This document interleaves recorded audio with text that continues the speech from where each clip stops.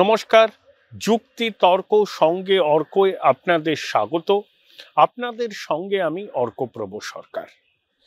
ইউনূস সরকার ১০০ দিন পার করল। এখন বাংলাদেশে ১ কিলো আলুর দাম কত জানেন? ৭৫ টাকা। আর ১ কিলো চালের দাম ৬০ টাকা। অর্থাৎ আলুর কেজি প্রতি দাম চালের কেজি প্রতি দামের থেকে বেশি।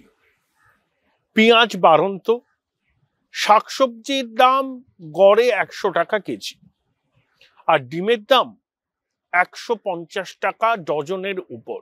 সেটা কখনো ১৬০-৬৫ হচ্ছে, কখনো ১৫০-৫৫ হচ্ছে। সরকার যদি বাংলাদেশের ব্যবস্থা না নেয় তাহলে ১৬ লক্ষ মানুষ অনাহারের মুখে পড়বে। কিন্তু চাল বাড়ন্ত। ভারত সরকার ৯০,০০০ টন চাল বাংলাদেশে পাঠিয়েছে। ভারত বাংলাদেশ সীমান্তে আলু পেঁয়াজ ভর্তি ট্রাক আমাদের দিক থেকে বাংলাদেশে যাবে, অপেক্ষা করছে। আমরা এত সহযোগিতা করছি, কিন্তু তা সত্ত্বেও অন্তর্বর্তী সরকারের মাথারা ভারত বিরোধিতার সুর নরম করতে নারাজ। জঙ্গিদের ধর্মপ্রীতা ঢাকা বিশ্ববিদ্যালয়ের অধ্যাপক ছিলেন আসিফ নজরুল, তিনি বলেছেন যে আমাদের চারপাশে তো কোনো ভালো প্রতিবেশী নেই। মায়ানমারের জুন্টার সঙ্গে বাংলাদেশের সম্পর্ক কোনো কালেই মসৃণ ছিল না। আর আমরা ভারতবর্ষ যারা বাংলাদেশকে স্বাধীনতা দিতে সহায়তা করেছি, সব রকমভাবে সহযোগিতা করি, কিন্তু বাংলাদেশের অন্তর্বর্তী সরকারের কেষ্টবিষ্টরা ভারত বিরোধিতার সুরকে উত্তর বাড়িয়ে দিচ্ছে। সাম্প্রতিক যে ঘটনাগুলো আমাদের উদ্বেগ বহুলাংশে বাড়িয়েছে, সেটা হচ্ছে বাংলাদেশের স্বাধীনতার পর এই প্রথমবার করাচি থেকে জাহাজ সরাসরি চট্টগ্রামে এসছে, পণ্যবাহী জাহাজ, ৩০০ কন্টেনার আছে তাতে। আগে কি হতো, পাকিস্তান থেকে কোনো পণ্য সামগ্রী বাংলাদেশে পাঠাতে হলে হয় প্রথমে কলম্বো যেত, না হলে সিঙ্গাপুর যেত, সেখান থেকে পণ্য বাংলাদেশের কোনো বন্দরে আসতো। কিন্তু এবার সরাসরি করাচি থেকে চট্টগ্রাম বন্দরে মাল এসছে, কন্টেনার এসছে। সেই কন্টেনারে কি আছে আমরা কিছুই জানি না, কারণ বাংলাদেশের সরকার বলেছে যে পাকিস্তান থেকে জাহাজে করে আসা যে কন্টেনার থাকবে সেটাকে আর কোনো পরীক্ষা নিরীক্ষা করার প্রয়োজন নেই, জাহাজ থেকে নামিয়ে সেটা তার গন্তব্যে পৌঁছে দিতে হবে। অর্থাৎ কোনো রকম দেখা হবে না, চেক করা হবে না কন্টেনারে কন্ট্রাব্যান্ড আছে, নিষিদ্ধ মাদক আছে, ইত্যাদি ইত্যাদি, কিছুই দেখা হবে না। বুঝতে পারছেন আমাদের উদ্বেগটা কতখানি? বিএনপি জমানায় চট্টগ্রামে অস্ত্র এসছিল ওই জাহাজে, ১০ ট্রাক অস্ত্র ধরা পড়ে। তৎকালীন স্বরাষ্ট্র দপ্তরের প্রতিমন্ত্রী ছিলেন লুৎফুজ্জামান বাবর। সেই অস্ত্র নাকি উত্তর পূর্ব ভারতের বিভিন্ন জঙ্গি সংগঠনকে পৌঁছে দেওয়ার জন্যই চট্টগ্রাম বন্দরে এসেছিল। এখন তো কোনো পরীক্ষা নিরীক্ষা হবে না। এই পাকিস্তানে থেকে জাহাজে করে যে কন্টেনারগুলো আসবে, সেই কন্টেনারে কি আছে? বাংলাদেশ সরকারের সঙ্গে পাকিস্তান সরকারের চুক্তি হয়েছে যে ট্রেড রিলেশন সহজ করার জন্য পাকিস্তান থেকে আসা কন্টেনারকে কোনো রকম আর চেক করা হবে না, জাহাজ থেকে নির্বিঘ্নে সেগুলোকে নামিয়ে তার গন্তব্যে পৌঁছে দেওয়া হবে। এখন সেই কন্টেনারে যদি মাদক থাকে, যদি সেই কন্টেনারে জঙ্গিদের জন্য অস্ত্র থাকে, তাহলে সেই অস্ত্র পৌঁছে যাবে জেহাদি জঙ্গিদের হাতে। বাংলাদেশে এখন কিন্তু বিভিন্ন মিলিশিয়া তৈরি হয়েছে, তারা পুলিশের অস্ত্র লুট করেছে। আবার এই ধরনের অস্ত্র যদি পাকিস্তান থেকে আসে, সেই অস্ত্র এই সমস্ত মিলিশিয়ার হাতে চলে যাওয়ার প্রভূত সম্ভাবনা। এই মিলিশিয়ারা ভারতকে রক্তাক্ত করার হুমকি দিচ্ছে। যেমন আনসারুল্লাহ বাংলার প্রধান রাহমানি, তিনি পরিষ্কার ভারতকে রক্তাক্ত করার কথা বলেছেন। হাসিনা জমানায় তিনি জেলের কুঠুরিতে ছিলেন, অন্তর্বর্তী সরকার তাকে প্যারোলে মুক্তি দেয়। তার বোনের জানাজার সময় তিনি হেলিকপ্টার করে সেখানে গিয়েছিলেন। সম্ভবত তিনি জামিনে মুক্তিও পেয়ে গেছেন। তাহলে এই ধরনের এলিমেন্ট যারা ভারতীয় উপমহাদেশে সন্ত্রাসবাদী হামলা চালানোর পরিকল্পনা করে, মুক্তমনা ব্লগারদের খুন করে, অসাম্প্রদায়িক বাংলাদেশিদের কতল করার ফতোয়া জারি করে, তারা কিন্তু বাংলাদেশে এখন মুক্ত পুরুষ, তারা কিন্তু ঘুরে বেড়াচ্ছে, তারা ভারত বিরোধী সনাতন বিরোধী স্লোগান দিচ্ছে। পুলিশ প্রশাসন নীরব দর্শক। আর এই প্রেক্ষিতে পাকিস্তানের সঙ্গে জলপথে সরাসরি যোগাযোগ সূচিত হওয়ার ঘটনা আমাদেরকে চিন্তিত করেছে। তাছাড়া বাংলাদেশ থেকে 40,000 অ্যামুনেশন, কয়েক টন RDX, আরো অনেক কিছু বাংলাদেশ আনছে। এখন বাংলাদেশের নাগরিকরা ইসলামাবাদ, করাচি, রাওয়ালপিন্ডিতে গেলে ভিসা অন অ্যারাইভাল। যে পাকিস্তান মানে কি বলবো, এক মার্কিন ডলার হচ্ছে 280 পাকিস্তানি টাকা, যে পাকিস্তানের মূল্যবৃদ্ধি 38%, ক্ষুধা, কর্মহীনতা, হাহাকার উঠছে পাকিস্তান জুড়ে, তাদের সঙ্গে বাংলাদেশের অন্তর্বর্তী সরকারের এই যে পীড়িত প্রমাণিত হয় কি? এটাই প্রমাণিত হয় যে বাংলাদেশে ভারত বিরোধী শক্তি এখন ক্ষমতায়, মুক্তিযুদ্ধের পরাজিত শক্তি যে কোনো মূল্যে তাদের প্রভু পাকিস্তানের সঙ্গে সম্পর্ক মজবুত করতে চায়। কয়েকদিন আগে ইসলামাবাদে একটা স্ট্র্যাটেজিক ফাউন্ডেশন পাকিস্তানের নাম করা, তারা কনক্লেভ করে। সেখানে পাক সেনাপ্রধান আসিম মুনির গিয়েছিলেন। তিনি বলেছেন যে ভারত বিভিন্ন দেশে গিয়ে সেখানকার নাগরিকদের খুন করছে, ভারতে হিন্দু জাতীয়তাবাদ, উগ্র হিন্দু জাতীয়তাবাদ বেড়েছে। তিনি নিজ্জারের কথা বলেছেন, পান্নুনের কথা বলেছেন, ইত্যাদি ইত্যাদি। তো সুরটা দেখেছেন বাংলাদেশের অন্তর্বর্তী সরকারের এই আসিফ নজরুলের মতো লোকদের সুর আর পাক সেনাপ্রধান আসিম মুনিরের সুর কিরকম? একটা বিন্দুতে তারা এসে উপনীত হয়েছেন। তাহলে আমাদের উদ্বেগ বাড়ছে। আমরা প্রস্তুত আছি, আমাদের এত বড় দেশ, 5ম বৃহত্তম অর্থনীতি, এটা তো ভারতীয় উপমহাদেশ, এ তো দক্ষিণ এশিয়া নয়, এটা হচ্ছে ব্র্যান্ড ভারত, ভারতীয় উপমহাদেশ। কিন্তু পিঁপড়ে কামড়ালেও তো লাগে। বাংলাদেশের বাড়ি থেকে এই জঙ্গি মাহফুজ আলম, তাদের পিতা ধর্মপিতা আসিফ নজরুল, তারপরে এককালের বামপন্থী ফারহান মাজাহার, এরা তো নানা রকম চক্রান্ত করছে ভারতকে রক্তাক্ত করার। সেই চক্রান্তকে আমাদের রুখে দিতে হবে। আমাদের সেনাবাহিনী প্রস্তুত আছে, গোয়েন্দা সংস্থা প্রস্তুত আছে, তা আমরা কিন্তু সতর্ক আছি। এবার দেখুন, অন্তর্বর্তী সরকারের অ্যাটর্নি জেনারেল বাংলাদেশের আদালতে গিয়ে বলছেন যে বাংলাদেশের 90% মানুষ যেহেতু ইসলাম ধর্মাবলম্বী, তাই ধর্মনিরপেক্ষতা শব্দটা সংবিধানে রাখার কোনো প্রয়োজন নেই। এই ধর্মনিরপেক্ষতা শব্দটা থাকলে ধর্মাচরণের অসুবিধা হতে পারে সংখ্যাগরিষ্ঠ মানুষের। Join Indian Institute of Hotel Management now. Right choice, right decision.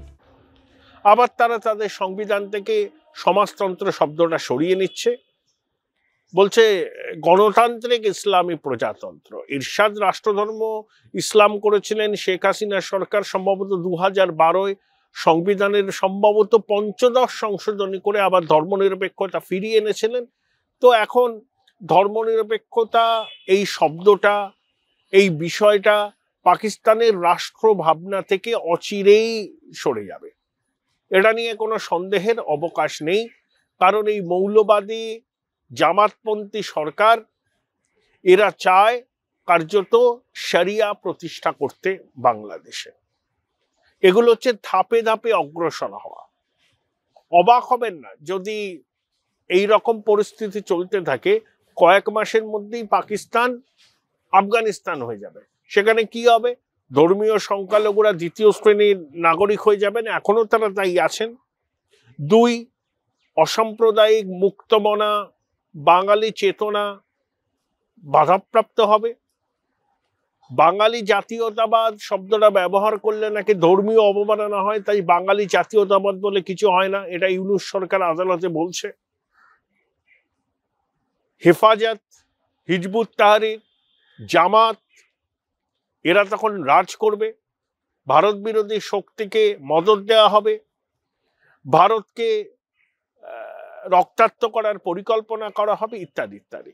দেখুন যে বিএনপি কিছুদিন আগেই ভারতের সম্পর্কে ভালো ভালো কথা বলেছিল, তাদের একজন বিশিষ্ট নেতা মির্জা ফখরুল ইসলাম আলমগীর তিনি ভারতের উদ্দেশ্যে তোপ দেখেছেন।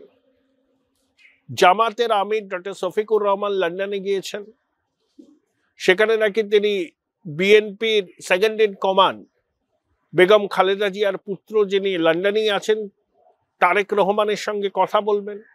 অর্থাৎ একটা বৃহত্তর ইলেকটোরাল অ্যালায়েন্স যদি তৈরি করা যায়, জামাত, বিএনপি এবং এই ছাত্ররা যে পার্টি করার কথা বলছে তাদের নিরস্ত করে তাদেরকে এর মধ্যে অ্যাপ্রোপ্রিয়েট করে নিয়ে তাদের কয়েকটা আসন টাসন দিয়ে আলাদা দল না করে একটা রেনবো কোয়ালিশন বানাতে চাইছে।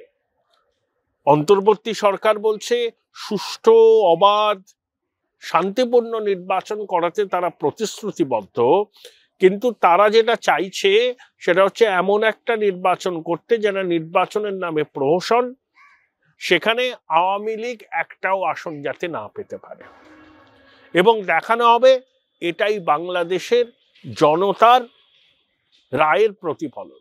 কিন্তু বিভিন্ন বাংলাদেশের সাংবাদিকরা সমাজ মাধ্যমে ওপিনিয়ন পোল করছেন, তাতে দেখা যাচ্ছে একক দল হিসাবে আওয়ামী লীগ এখনো সর্বোচ্চ ভোট পেতে পারে, ওই 34-35%। তারপরে হচ্ছে জামাত, তারপরে হচ্ছে বিএনপি, বাকিরা বা ছাত্ররা কোনো দল করলে তারা কোনো দাগ কাটতে পারবে না। তাহলে আওয়ামী লীগের এখনো কিন্তু একটা কোর সাপোর্ট বেস আছে, সেটা ওই 33-34%। এত ঘটনার পর সেই সাপোর্ট বেসটাকে কিন্তু ভাঙা যায়নি, এটাই কিন্তু বিএনপি জামাতের চিন্তার কারণ। তাই পাকিস্তানের অঙ্গুলি হেলনে বিএনপি জামাত তাদের মধ্যে কিছুদিন আগে পর্যন্ত মতপার্থক্য প্রকট ছিল, তারা কিন্তু একজোট হচ্ছে। করাচি থেকে পাকিস্তানের পণ্যবাহী জাহাজ চট্টগ্রামে সরাসরি আসছে, পাকিস্তান থেকে অস্ত্র সম্ভার কিনছে ইউনূস প্রশাসন। তাহলে আপনারা দুয়ে দুয়ে চার করুন, বাংলাদেশে কোন শক্তি ক্ষমতায় আসতে চলেছে, এবং তারা ক্ষমতায় আছে, আসতে চলেছে বলাটা ভুল হবে, কিন্তু অবৈধভাবে আছে। মুক্তিযুদ্ধের পরাজিত শক্তি অবৈধভাবে ক্ষমতায় আছে, তারা এখন তাদের ক্ষমতায় থাকাটাকে বৈধ করতে চায়। এবার দেখবেন কয়েকদিনের মধ্যেই নির্বাচন করো বলে দাবি প্রবল হবে। আবার ইউনূস সাহেব ক্ষমতা ছাড়তে রাজি নন, তিনি বলছেন এই অন্তর্বর্তী সরকারের মেয়াদ ততদিন যতদিন না নির্বাচনের মাধ্যমে কোনো সংসদ, কোনো সরকার তৈরি হচ্ছে। কিন্তু কবে সেই নির্বাচন হবে সে সম্পর্কে তারা কিচ্ছু বলছে না, এবং যতদিন না পর্যন্ত নতুন সরকার তৈরি হবে ততদিন অন্তর্বর্তী সরকার ক্ষমতা ছাড়বে না। অর্থাৎ সমস্ত কিছু বিষয় নিয়ে বাংলাদেশের অবস্থা অত্যন্ত খারাপ। দেখুন 2000-এর উপর ওখানে গার্মেন্ট ফ্যাক্টরি আছে, ফ্যাক্টরির কর্মচারীরা বেতন না পেয়ে টানা প্রায় 3 দিন ঢাকা ময়মনসিংহের মতো ওদের জাতীয় সড়ক অবরুদ্ধ করে রেখেছিলেন। বাংলাদেশের ব্যাংকিং ব্যবস্থা ভেঙে পড়ছে, বিমা ব্যবস্থা ভেঙে পড়ছে, বিদেশি মুদ্রার ভাড়ার ক্রমে কমছে, কয়লা আমদানি করতে যে টাকা লাগে সেই টাকা পাওয়া যাচ্ছে না। আদানিকে একটা লেটার অফ ক্রেডিট দিয়েছে, কিন্তু আদানির প্রাপ্য বাংলাদেশ সরকারের কাছ থেকে 850 বিলিয়ন মার্কিন ডলার, তার একটা অংশ দিয়েছে। আদানির সঙ্গে বাংলাদেশ সরকারের চুক্তি ছিল যে প্রতিদিন 1500 মেগাওয়াট বিদ্যুৎ তারা বাংলাদেশকে সরবরাহ করবে ঝাড়খণ্ডে তাদের উৎপাদন কেন্দ্র থেকে। টাকা না পাওয়ায় আদানি গোষ্ঠী তাদের যে চুক্তি ছিল সেই চুক্তির মাত্র 40% বিদ্যুৎ দিচ্ছে। নেপাল থেকে গ্রিডের মাধ্যমে, ভারতের মাধ্যমে বাংলাদেশে বিদ্যুৎ নিয়ে গেলেও সেই বিদ্যুৎ দিয়ে বাংলাদেশের চাহিদা পূরণ করা সম্ভব নয়। এখন ব্যবসা বাণিজ্য অনেকটা বন্ধ বলে হয়তো বাংলাদেশের মানুষ সংকটটা সেভাবে বুঝছেন না, কিন্তু বাংলাদেশে অনেক জায়গায় এখন লোডশেডিং হচ্ছে, বেশ কয়েক ঘন্টা লোডশেডিং থাকছে। হয়তো ঢাকার মানুষ ওইভাবে বুঝতে পারছেন না, চট্টগ্রামের মানুষ বুঝতে পারছেন না, কিন্তু তার বাইরে যে বিস্তীর্ণ বাংলাদেশ আছে সেখানকার মানুষ কিন্তু বুঝছেন। দেখুন, এই হচ্ছে সামগ্রিক পরিস্থিতি। আমাদের খুব সতর্ক থাকতে হবে, উপায় নেই। কারণ বাংলাদেশের অন্তর্বর্তী সরকারের প্রধান ইউনূস বলেইছিলেন ভারতের সঙ্গে সম্পর্ক তলানিতে এসে ঠেকেছে। জঙ্গিদের ধর্মপিতা আসিফ নজরুল বলছে ভারত খারাপ প্রতিবেশী, কিন্তু তাও আমরা মানবিকতার খাতিরে বাংলাদেশকে জরুরি পণ্য সরবরাহ করে চলেছি। এত অকৃতজ্ঞ যদি কোনো দেশের সরকার হয় তাহলে আমরা আর কি করতে পারি? আমরা তো সবসময় চাই বন্ধুত্বপূর্ণ সম্পর্ক, আমরা তার প্রতিবেশী বদল করতে পারবো না। সাংস্কৃতিক আদান প্রদান, সাধারণ মানুষের সঙ্গে নিত্য যোগাযোগ, কিন্তু বর্তমানে যা পরিস্থিতি সেগুলো কবে স্বাভাবিক হবে আমার মনে অনেক প্রশ্ন আছে। দেখবেন এরপরে বাংলাদেশের জাতীয় সঙ্গীত পরিবর্তন হবে, বাংলাদেশের জাতীয় পতাকার পরিবর্তন হবে, আরো অনেক কিছু হবে, আরো অনেক কিছু হবে। পাকিস্তানের সঙ্গে সম্পর্ক ঘনিষ্ঠ হবে, আইএসআই এর তৎপরতা বাংলাদেশে বাড়বে। পাকিস্তান যেভাবে জঙ্গিদের কাশ্মীরে মদত দেয়, বাংলাদেশের মাটি থেকে উত্তর পূর্ব ভারতে তারা নাশকতার কাজ করার চেষ্টা করবে। ইতিমধ্যে ওখানে আইএসআই সক্রিয়, আল কায়দা সক্রিয়, আনসারুল্লাহ বাংলা সক্রিয়, আইসিস এর স্লিপার সেল আছে। আর সরকার যদি জঙ্গি জিহাদিদের মদত দেয়, তাদের সমর্থনেই যদি ইউনূস সরকার থাকে, তাহলে তো সোনে পে সুহাগা। দেখুন, শান্তিতে নোবেল পেয়েছিলেন ইউনূস, কিন্তু তিনি বাংলাদেশে এসে অসাম্য অশান্তির রাজ তৈরি করেছেন। সম্পূর্ণ নৈরাজ্য, একটা ফাংশনাল অ্যানার্কি চলছে বাংলাদেশে। বাংলাদেশের অনেক কমেন্টেটর বলছেন যে পরিস্থিতিতে আমরা আছি সেই পরিস্থিতি থেকে বেরোতে কমপক্ষে 1 দশক সময় লাগবে। আমরা তো অন্ধ হয়ে থাকতে পারি না, আমাদের সতর্ক থাকতে হবে। সেই কবে সুধীন দত্ত বলেছেন না, অন্ধ হলে কি প্রলয় বন্ধ থাকে? তাই আমাদের অন্ধ হয়ে থাকলে চলবে না। আইএসআই এর তৎপরতা বাড়বে, জঙ্গিদের তৎপরতা বাড়বে, পাকিস্তানের সঙ্গে সম্পর্ক যত বাংলাদেশের ঘনিষ্ঠ হবে, জঙ্গি জিহাদি আইএসআই তত উৎসাহিত হবে বাংলাদেশের মাটিকে ব্যবহার করে ভারতকে রক্তাক্ত করার কাজ তারা করবে। দীর্ঘদিন ধরে পাকিস্তানে তারা এই কাজটা, এই কাশ্মীরে তারা এই কাজটা করছে দীর্ঘদিন ধরে। পাকিস্তান সেনাবাহিনী